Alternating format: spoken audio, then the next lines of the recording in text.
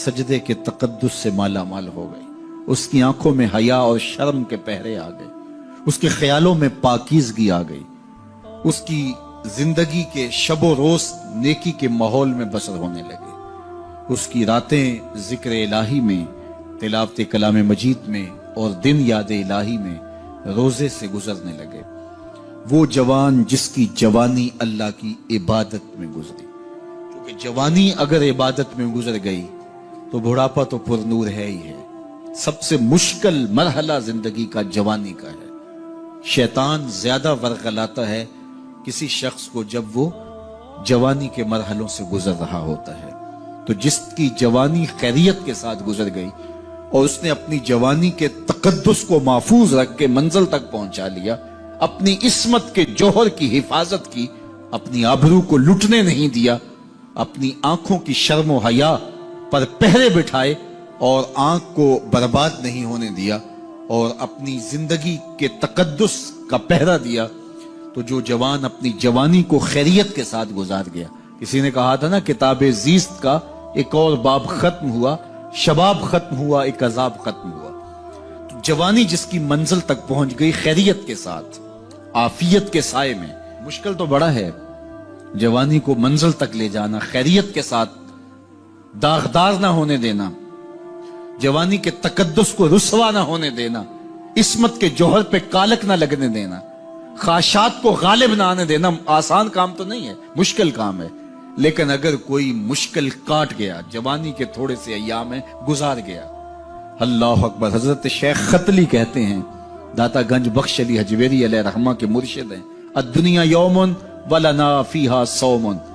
वो कहते हैं दुनिया एक दिन है, हम रोजा रख के गुजार रहे हैं। तो रोजा रख के सारा दिन गुजर ही जाता है, दोपहर भी आती है गुजर जाती है, और असर का वक्त भी आता है गुजर जाता है, खाने का वक्त भी आता है, चाय का वक्त भी आता है, सब कुछ होता है लेकिन गुजर जाता है। इफ्तार तक बंदा पहुंच जाता है। जिसने जिंदगी रोजे की तरह गुजार दी, जिसने जवानी रोजा रख के गुजार दी, ख्वाहिशात को बेकाबू नहीं होने दिया, मुश्किल काम था लेकिन उसने मुश्किल काम कर दिखाया।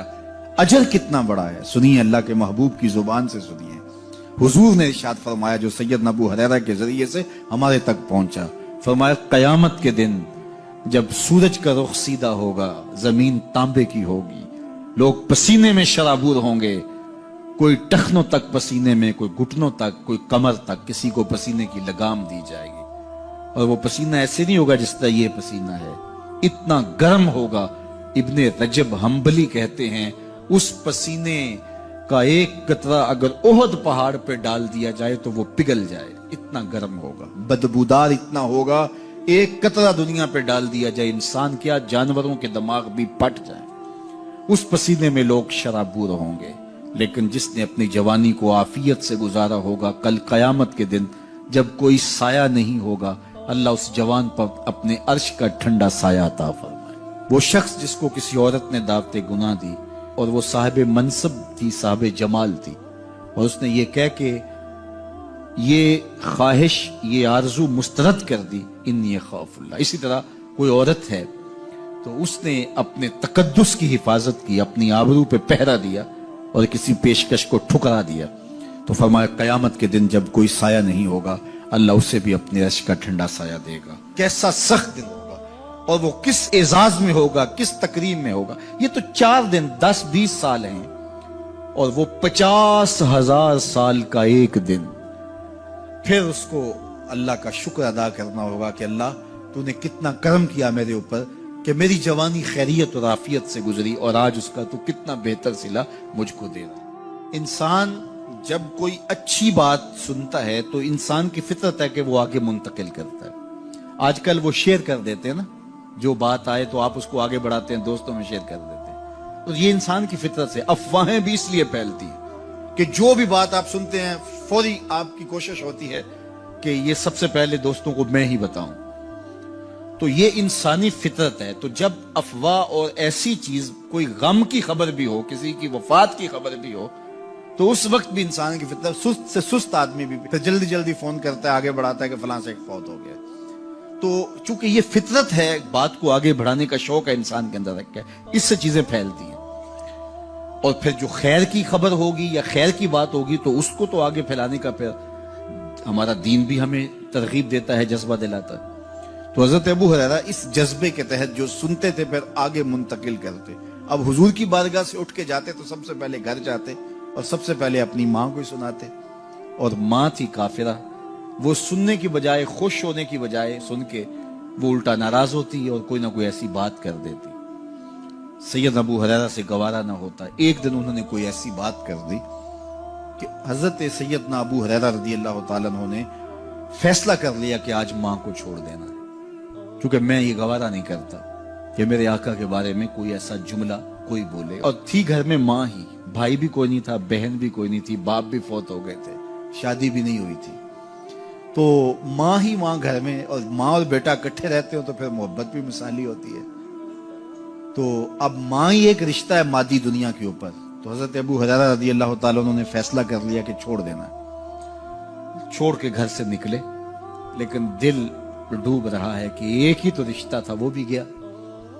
افسردہ ہے، حضور کی خدمت میں پہنچے، دل و قلب و نگاہ کے مرشد اولین نے ابو ہریرہ کی اداسی دیکھی تو فرمایا ابو ہریرہ کیا بات ہے؟ تو حضرت ابو ہریرہ جس طرح بندہ پھٹ نہیں پڑتا، تو عرض کی حضور میری ماں کی ہدایت کی دعا کر دیجئے۔ ساری کہانی 2 لفظوں میں بیان کر دی، میری ماں کی ہدایت کی دعا کر دیجئے۔ حضور نے نہیں پوچھا کیا ہوا، کیا ماجرا ہوا، فوراً ہاتھ اٹھ گئے، اور لفظ کیا تھے؟ اللہم اہد ام ابی ہریرہ تھا، اے اللہ ابو ہریرہ کی ماں کو ہدایت دے دے۔ ادھر انہوں نے بے چینی سے یہ بات کہی، ادھر حضور کے ہاتھ اٹھے، پھر ان اٹھے ہوئے ہاتھوں کو خالی تو موڑا ہی نہیں جاتا۔ اجابت کا صحرا، عنایت کا جوڑا، دلہن بن کے نکلی دعائے محمد صلی اللہ علیہ وسلم۔ تو حضور علیہ السلام نے ہاتھ اٹھا دی، حضرت ابو ہریرہ نے دوڑ لگا دی۔ کسی نے پوچھا ابو ہریرہ آج بڑی جلدی ہے؟ کہا آج ہی تو دیکھنا چاہتا ہوں، گھر پہلے میں پہنچتا ہوں یا حضور کی دعا پہلے پہنچتی؟ جا کے دروازے کو دستک دی، اندر پانی کے کھنکنے کی آواز آ رہی تھی جس طرح کوئی غسل کر رہا۔ آواز دی تو آواز آئی، بیٹا ابو ہریرہ ٹھہرو، میں بھی آئی۔ کہا لہجے سے سمجھ گیا اس میں محمد عربی کی دعا بول رہی ہے۔ تھوڑی دیر کے بعد میری ماں آئی، تازہ آثار وضو سے، اور غسل کی وجہ سے ان کے جو ہے وہ بالوں سے قطرے ٹپک رہے تھے، اور لبوں پر میرے حضور کا کلمہ جاری تھا۔ اللہ اکبر، سیدنا ابو ہریرہ تیرے مقدر پہ قربان۔ ایک سفر میں حضور علیہ السلام اور اصحاب گامزن تھے کہ راستے میں قیام کیا تو ایک قبیلے کی صلح کروانے کے لیے حضور علیہ السلام تشریف لے گئے۔ وہاں کچھ تاخیر ہو گئی تو صحابہ نے حضرت ابوبکر صدیق کو کہا کہ حضور رک گئے ہیں تو نماز کا وقت جا رہا ہے، آپ نماز پڑھا دیجیے۔ تو حضرت ابوبکر صدیق رضی اللہ تعالیٰ عنہ مصلی پہ کھڑے ہو گئے۔ اب نماز شروع ہوگی، ادھر سے حضور بھی فارغ ہو گئے تو آقا کریم تشریف لائے۔ تو آقا کریم علیہ السلام جو ہی تشریف لائے تو صحابہ کی صفیں بندی ہوئی تھی، حضور کو دیکھا انہوں نے راستہ چھوڑ دیا۔ پیچھے سے لے کر کے مصلی تک صحابہ نے حالت نماز کے اندر حضور کے لیے راہ کشادہ کر۔ کاش کہ یہ حدیث سب لوگوں نے پڑھی ہوتی اور امت میں اتنے فرقے نہ بنتے، اور یہ سوچ کبھی نہ پنپتی کہ نبی کے خیال سے نماز ٹوٹتی ہے۔ یہاں تو راستے چھوڑے جا رہے ہیں، یہاں تو پروٹوکول دیا جا رہا ہے۔ اللہ اکبر، اور یہ حدیث کہیں چھپی نہیں ہے، بخاری کے اندر چھپی ہوئی۔ اللہ اکبر، آقا کریم علیہ السلام تشریف لائے تو صحابہ نے راستہ چھوڑنا شروع کر دیا۔ نماز بھی چل رہی ہے اور حضور کا راستہ بھی چھوڑ رہے ہیں۔ بالکل حضرت ابوبکر صدیق کے پیچھے آ کے حضور کھڑے ہو گئے۔ ابوبکر لا یلتفت یمینا ولا یسارا، جب آپ نماز پڑھتے تھے تو نہ دائیں دیکھتے نہ بائیں دیکھتے، پوری توجہ انہماک ہوتا۔ وہ اپنی کیفیات کے جہان میں ڈوبے تھے اور حضور آ کے پیچھے کھڑے ہو گئے۔ صحابہ نے اپنے ہاتھوں کی پشت پہ ہاتھ مارنے شروع کر دیے۔ مقعن و تصدیہ، قرآن نے تالی لگانا، سیٹی مارنا، یہ شیطانی اعمال ہیں، لیکن ہاتھ کی پشت پہ ہاتھ مار کے متنبع کرنا یہ مختلف مواقع کے اوپر یہ جائز ہے۔ تو اب جب حضور آ کے پیچھے کھڑے ہو گئے اور صحابہ سمجھے کہ حضرت ابوبکر صدیق ایک استغراق کے عالم میں ہیں، ایک کیفیت کے جہاں میں ڈوبے ہیں، تو انہوں نے اپنے ہاتھوں کی پشتوں پہ ہاتھ مارنے شروع کر۔ تو حضرت صدیق اکبر سمجھ گئے کوئی غیر معمولی واقعہ ہو گیا، دیکھا پیچھے حضور کھڑے تھے. اللہ اکبر. تو حضرت صدیق کوئی مصلی سے سرک کے پیچھے آنے لگے تو آقا کریم نے اشارہ کیا رکو نماز پڑھاؤ. سیدنا صدیق اکبر اس کے باوجود پیچھے آ گئے. کبھی ہوتا ہے حکم اور کبھی ادب آگے ہوتا ہے. اللہ اکبر. حضرت سیدنا علی المرتضیٰ رضی اللہ تعالی عنہ کو کہا نا حضور نے صلح حدیبیہ کے موقع پہ صلح نامہ لکھوایا جا چکا تو لکھا یہ محمد رسول اللہ اور قریش کی جانب سے ہے. تو عروہ نے کہا اگر محمد رسول اللہ مان لیں ہم تو پھر لڑائی کس چیز کی ہے؟ تو اس لیے محمد رسول اللہ نہیں محمد بن عبداللہ لکھا جائے. تو وہ اس بات پہ بضد ہو گئے اور اگر ایسا نہیں ہوتا تو معاہدہ ٹوٹ رہا تھا. تو حضور نے حضرت علی المرتضیٰ سے کہا کہ چلو رسول اللہ کا لفظ مٹا دو. عرض کی میں تو نہیں مٹاؤں گا یہ نام میں تو نہیں مٹا سکتا. پھر حضور نے خود مٹایا. اب یہاں حضور نے کہا ابو بکر رکو لیکن حضرت ابو بکر نہیں رکے پیچھے آ گئے اور پھر حضور خیر مصلی پہ گئے.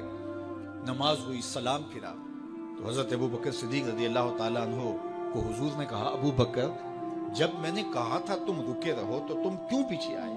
تو سنو حضرت ابو بکر نے کیا جواب دیا رضی اللہ تعالیٰ عنہ. کروڑوں سلام لاکھوں عقیدتوں اور نیاز مندیوں کے خراج ان کی چوکھٹ پہ عرض کرنے لگے ما کانا لابن ابی قحافہ ان یؤم رسول اللہ صلی اللہ علیہ وسلم.